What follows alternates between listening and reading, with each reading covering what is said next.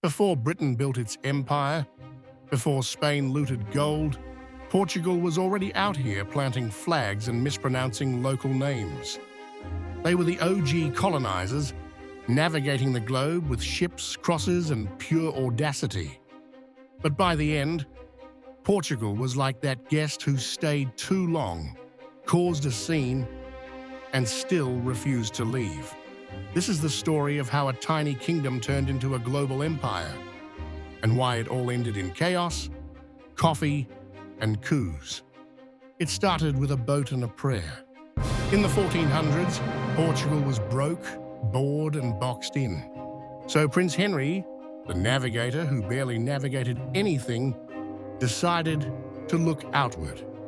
They hugged the African coast, discovered Madeira and the Azores, and then started kidnapping people. That's right, Portugal kicked off Europe's transatlantic slave trade.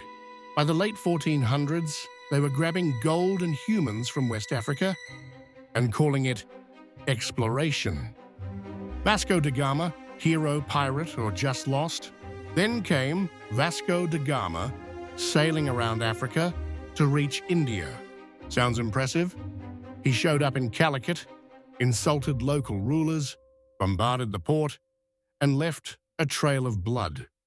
Portugal's idea of diplomacy was, give us trade rights, or we turn your city into toast.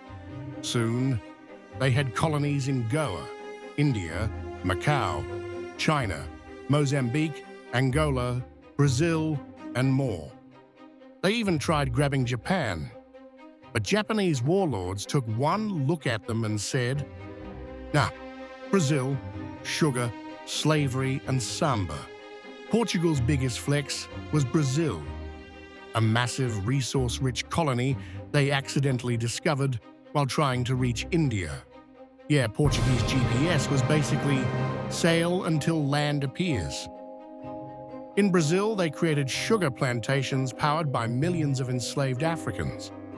It was brutal, profitable, and left a legacy that still shapes Brazil today. From language to race relations to awkward World Cup rivalries. And when Napoleon invaded Portugal in 1807, the Portuguese royal family ran away to Brazil, literally fled their own country to hide in their colony. No empire has ever rage-quit like that. Angola and Mozambique, Portugal's toxic exes. While most empires were crumbling by the early 1900s, Portugal was like, colonies forever, baby.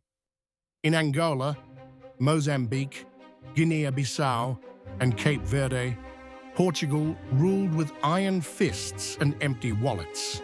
No investment, no education, just forced labor, heavy taxes, and gunboats. When African countries started demanding independence in the 1960s, Portugal doubled down. They poured money into wars, not schools. The result? One of the longest and bloodiest decolonization processes in Africa. Carnation Revolution, a peaceful coup, ends the madness. By 1974, even the Portuguese were tired of being Portuguese. After 13 years of colonial wars and economic collapse, the military overthrew the dictatorship in the Carnation Revolution, named after the flowers placed in soldiers' rifles. Within a year, Portugal was like, okay, fine, you can all go. And just like that, one of the oldest empires in the world collapsed overnight. The aftermath, a legacy of language and trauma. Today, Portugal is a chill EU country with great wine and no empire. But their legacy lives on in the Lusophone world, countries that speak Portuguese, decades of post-colonial conflict, and the occasional awkward silence during history class. Portugal might not have been the most powerful colonizer, but they were persistent, problematic, and always slightly confused. History roasted, because even the smallest empires can cast the longest shadows, especially when they're too stubborn to leave.